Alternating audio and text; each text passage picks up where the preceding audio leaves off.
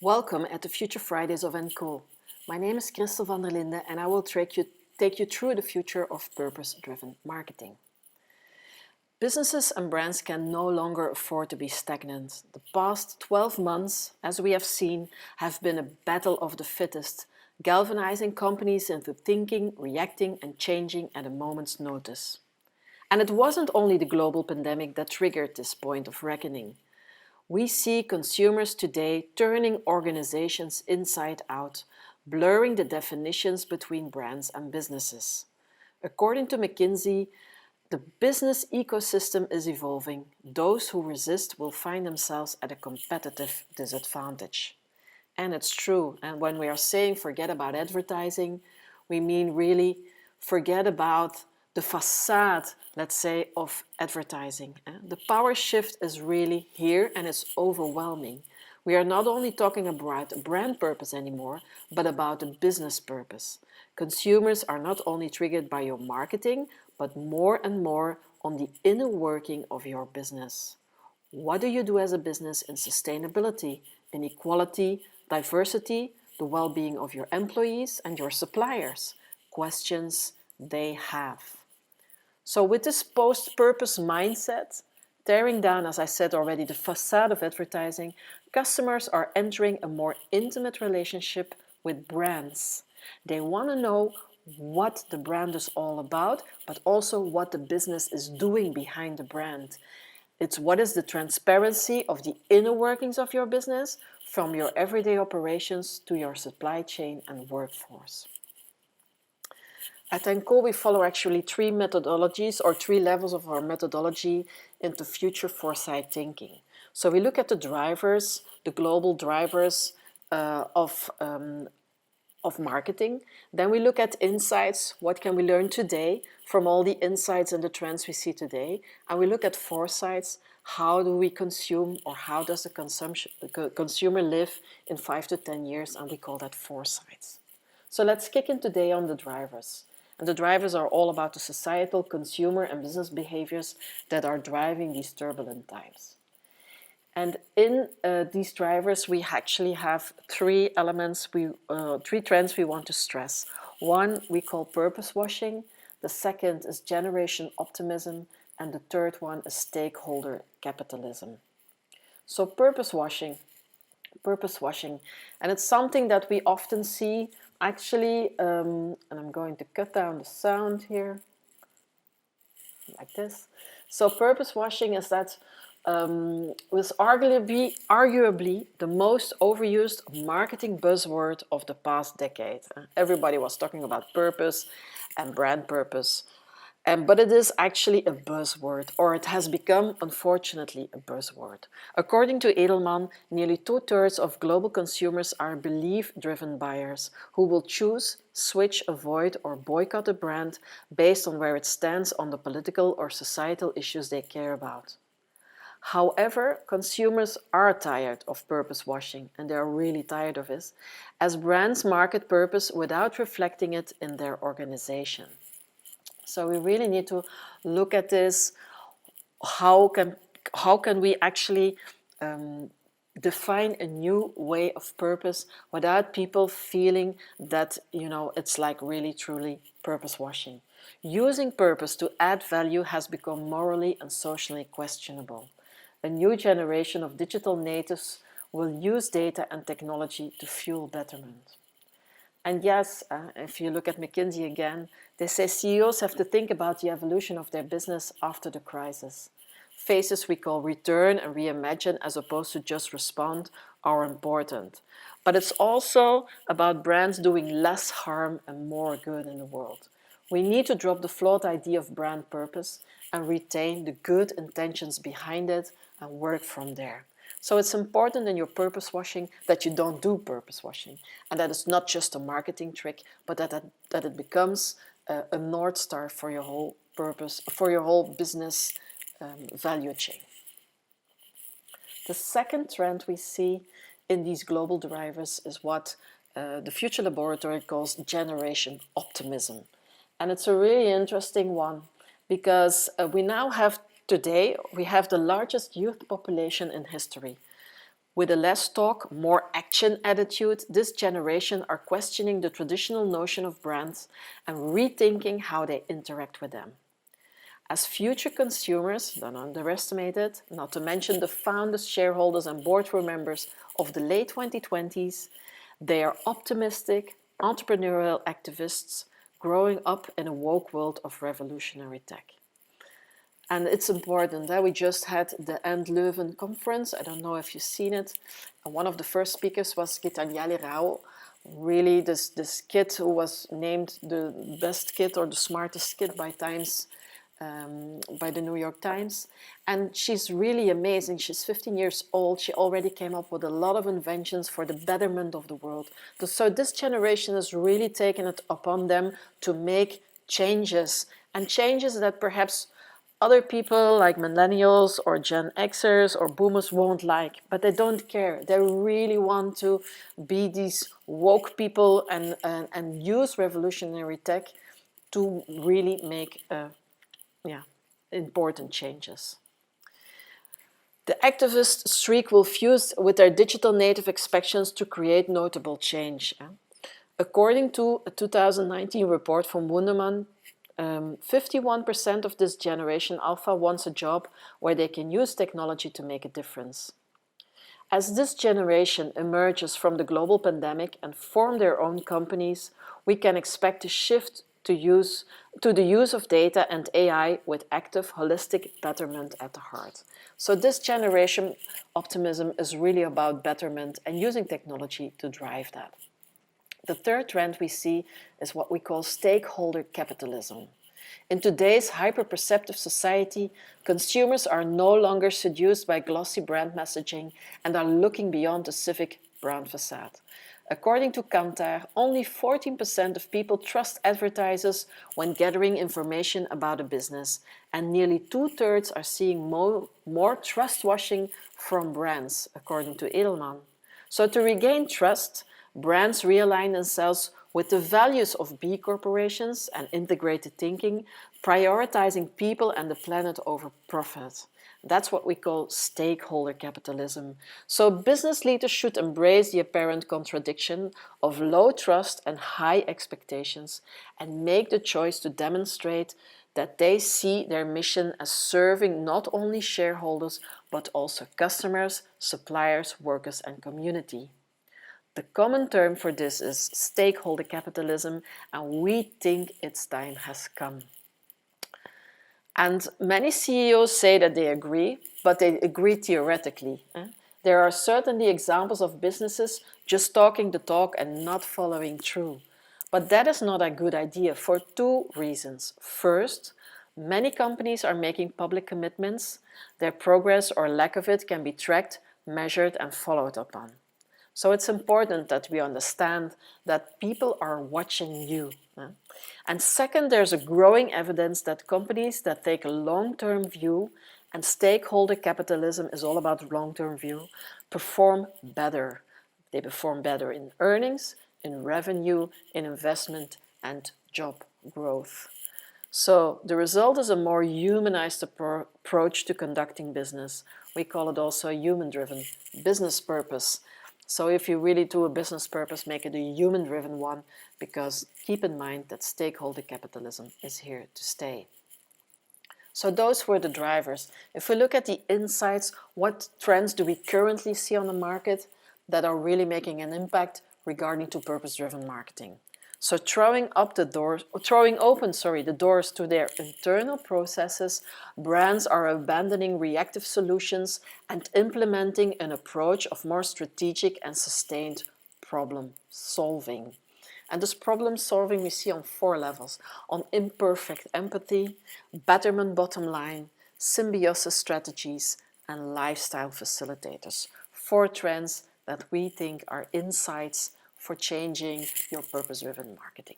So, when we would go to imperfect apathy, what does it mean? Imperfect empathy, sorry. And empathy is a big word, I think, for the late 2020s and the transformative 20s. If we are talking about business purpose and brand purpose, empathy is number 1 key. So according to the Future Laboratory, the brand's tone of voice will also change to acknowledge the imperfections of being a business in the changeable 21st century landscape. Company communications will need to reflect how honesty is in and apathy is out. And it's all about honesty, but honesty on an imperfect level. And you can well say as a brand or purpose, this is what we are currently doing, this is where we still need to go, these are the changes we have made, these are the changes we still need to make. So honesty is really very important in this one. And if a brand can't be perfect, it must learn where to focus on the road to betterment. Because consumers aren't perfect either, so they can relate to brands not being it. But it makes brands and businesses more human, this honesty and this empathy. By showing the inner struggle to do better, empathy can kick in and create an intimate relationship between business and customer. A second insight we see a trend actually is the betterment, what we call a betterment bottom line.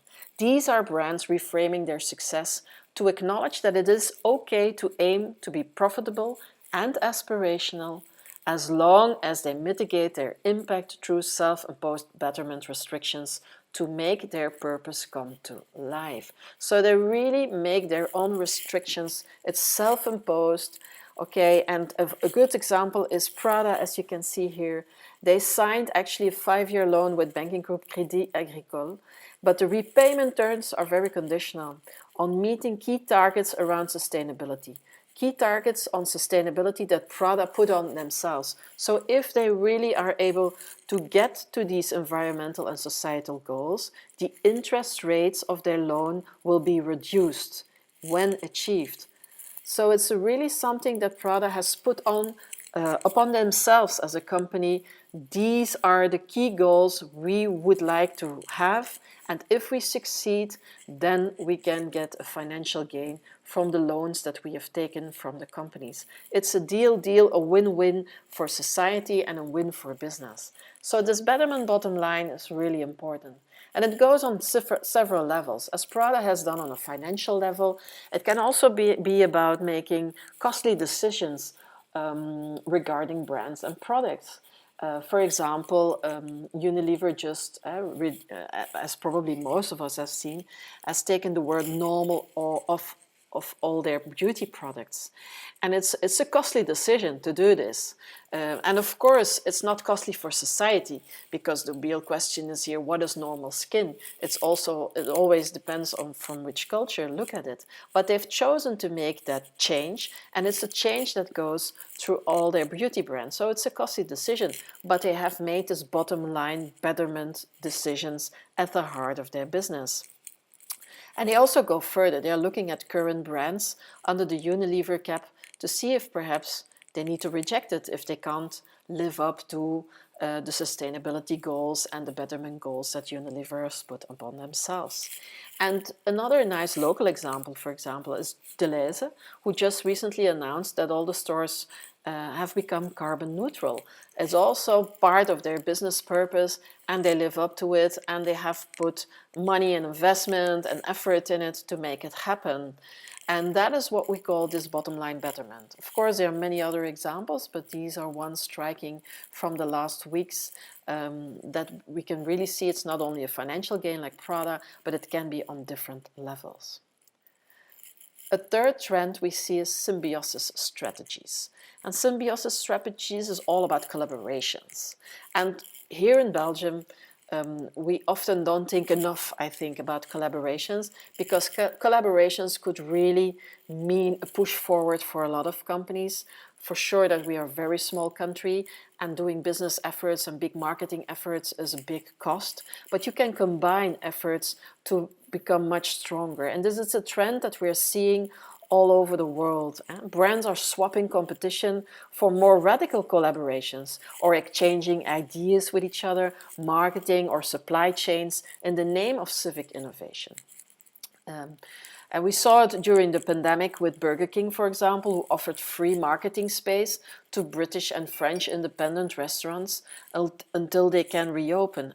The campaign was designed to demonstrate the brand's visibility and community with restaurant owners who needed it most. But they also encouraged customers to support McDonald's, for example, or KFC. And that is really something important. But it goes way beyond what Burger King has done. It's also about true collaborations. So, for example, Allbirds and Adidas, they have joined forces to fulfill an ambitious goal, which was creating a sneaker with the lowest ever carbon footprint. So Adidas doesn't need to have this knowledge in-house. They can work together with people who have the knowledge in-house and to really make an effortless symbiosis collaboration. And also in Belgium, we see quite a lot of new initiatives popping up. And one of the recent ones was, for example, Foodmaker, together with Jeroen Meus, to create this new meal delivery box, dagelijkse kost. There's also a work of symbiosis strategies to really think who is who or what is another brand that fits my brand purpose and business purpose, that you have the same values on different levels, and that you see how you can make the best out of both worlds to come up with something new, something innovative, or something exciting that will bring leverage to your brand and business. So the fourth one from our insight trends is what we call lifestyle facilitators. And it's also a really important one. We know that we as marketeers look often at demographics for our target consumers, and we are looking for new ways to identify our target consumers or to work around these target consumers. And it's all about the consumer also being changed. According to Accenture, we see that 52% of consumers choose brands that align with their personal values while standing for something bigger than just their products and services. The move away from grand gestures of change is also translating in the physical brand offer. Some lifestyle brands are changing their focus from pushing stuff to selling more meaningful lifestyle changes and positive habits. And that is important, like how can your brand be perceived as a lifestyle brand, a meaningful lifestyle brand, and how can you support your customer with meaningful lifestyle changes, efforts, help, inspiration, information. One of the examples, as you see here, is Open Spaces. They are an online store on storage boxes who encourage people to tidy up their homes to improve their personal well-being. So they really find a lifestyle, let's say, category or a lifestyle area where they can tap into their customers and create a much more lifestyle brand around what they are doing. So describing this clutter and untidiness as a symptom of burnout from work and daily demands, its online tidying guides are designed for a variety of personality types, supported by direct-to-consumer storage solutions. In this way, it plays a supportive role in consumers' lives, enabling them to access the brand's ecosystem and aspire to its behaviors before buying. And it's not the only one. There's also the Belgian agency Mutant made a campaign, I think in 2019 for eSpec, where they also tapped much more into the lifestyle of their consumers and what they could mean for consumers. So eSpec, we all know, are backpacks for children going to school, and everybody is always talking about the back-to-school campaigns, but this one was a really different approach, tapping into this lifestyle and mindset of youngsters. I'm going to show you the commercial.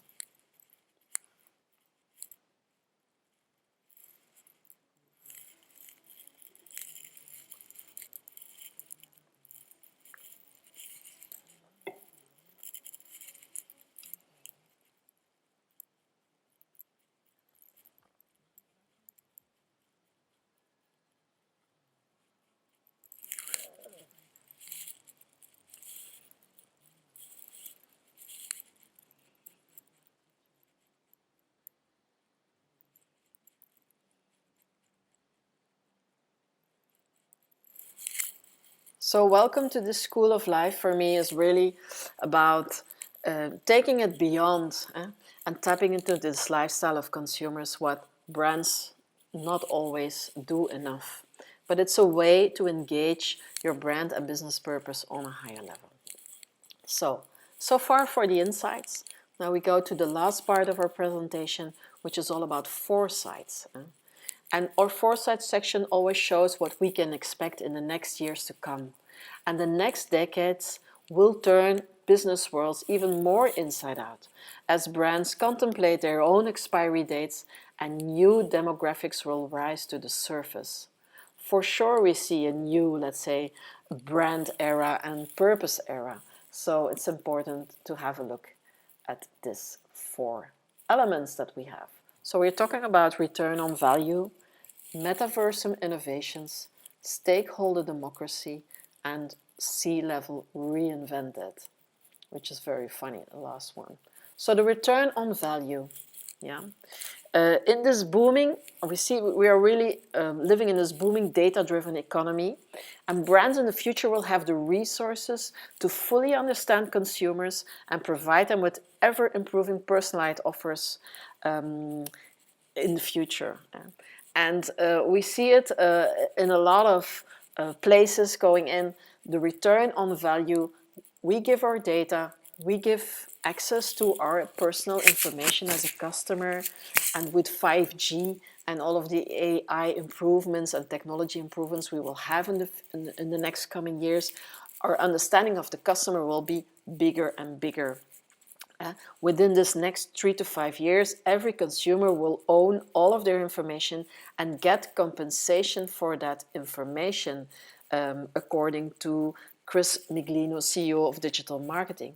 But as consumers place greater monetary value on their data, expectations about what they receive in return also increases, and that is important. So the return on value is also from a consumer's point of view. And brands will be held accountable for how they interpret and apply this information. Yeah.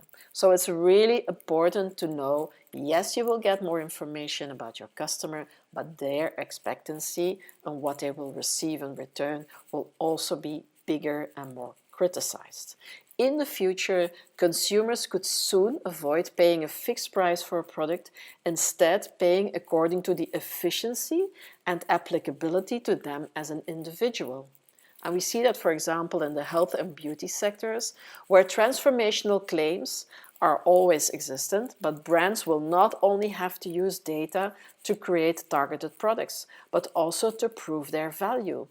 If a moisturizer online improves skin texture by 40%, for example, and a consumer might be entitled to pay just that proportion of the price.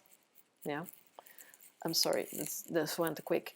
But it's really about getting compensation for that information. Yeah. We have this Belgian brand Vita Sonar that's coming on the market. They are claiming all kinds of stuff, that you can sleep well, that your beauty will be enhanced, etc. These types of brands will be questioned. If I give information, do I actually see an improvement in a few months' time? Is my skin improving? Is my sight improving? Am I sleeping better? So this return on value will become more important. Currently, we do this from a marketing point of view, but with the new data coming up and with the new customer relationships, this will be questioned by your customers. A second trend, important one, is Metaversum Innovations. Innovations are not only, let's say, on in the physical world. It's a combination of this physical and digital world, and where the innovation lives between these two, let's say, universe that we live today in.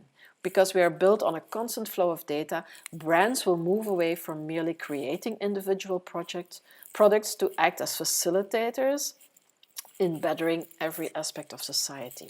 We see that with example as Toyota, the Woven City project, where they're really trying to build, let's say, a city-scale laboratory near Mount Fuji. It will test innovations from autonomous vehicles to human-robot cohabitation. This is evidence of the brand future-proofing its role in societies where combustion engines are shunned for technology-driven living. With people, buildings and vehicles all connected and communicating with each other through data and sensors, we will be able to test AI technology in both the virtual and physical realms, maximizing its potential. And this is a quote from Akio Toyoda, the president of Toyota Motor Company. They're really experimenting. And we also recently saw the Mars helicopter Ingenuity, which is also a technical demonstration of finding new livable infrastructures, creating alternative betterment metaversums. So it's combining the real world with the digital world and see how we can create all of this innovation field. Another example is, for example, by 2030, people will look to brands to innovate through the creation of such testbed ecosystems. And the Paris research studio Interstellar Lab plans to build a village of biomes in the Mojave Desert, California, to explore the viability of habitats on Mars. Yeah. The EBIOS, which is Experimental Bioregenerative Station concept, will include infrastructure for waste management, food production and water treatment, underpinned by carbon neutrality. So yes, there are already Metaversum Innovations planned or in progress to see how we can learn from both worlds to enhance our betterment. The third trend or foresight trend that we see, and we already tapped upon it within our global drivers, is stakeholder democracy, and it's something here to stay, and that will lead our business or way of doing business for the next coming years. As consumers become ever more woven into this fabric of corporations, in the second half of this decade, brands will sacrifice the autonomy of their shareholders, handing the reins to their stakeholders. It's a slow progress we're currently seeing because people think that when we go from shareholder capitalism to stakeholder capitalism, that a lot of business profit will fall down, but it's not the case. But it is a long-term investment and a long-term strategy to do so. It's not something that you can do within a year. But consumers will increasingly expect to have the seat at the table within your business. And we foresee a power shift from the corner office to the edges of your organization and give everyone from loyal customers to your suppliers an equal say in your future. And it doesn't stop at internal decision-making or internal decision-making. The democratization of the design process will pave the way towards a future in which your customers will be your creative directors. This is also something from the Future Laboratory that we really feel as something that will boost in the next coming years. This power shift again from your shareholders to your stakeholders in a much more open, transparent business. So this is one to really keep in mind. If you go for a brand purpose, move it to a business purpose and make sure that on all of in the full value chain of your business, you're really trying to add in the customer view and trying to get this betterment idea in all of your processes. And the last trend is actually we see something also a bit pushed perhaps by Corona. Not only because a lot of these trends are already happening for a long time. I think Corona just accelerated or put the thumb on something specific. Also the Black Lives Matter movement and all of the other movements that we currently see are really pushing us into a different idea of working. That also means a different idea of workforce. And exceptionally with these younger generations, we see that they will have different skills that they will bring to the table, and we will embrace these different skills because marketing has never been so different than 30 years before. I think the marketing department in a company has known the biggest shifts in change the last 10 years, and the type of people that are working on marketing departments and on C-level throughout the whole company is really changing quite a lot. Our youngest generations will be the new C-level by the end of these transformative 20s. And they will create these whole new C-level positions. These generations really want to make an impact on all levels. There's also this idea of bringing in creative people and influencers, for example, in positions as marketeers, and innovation specialists looking at the brand, product and service from co-creation and consumer perspectives.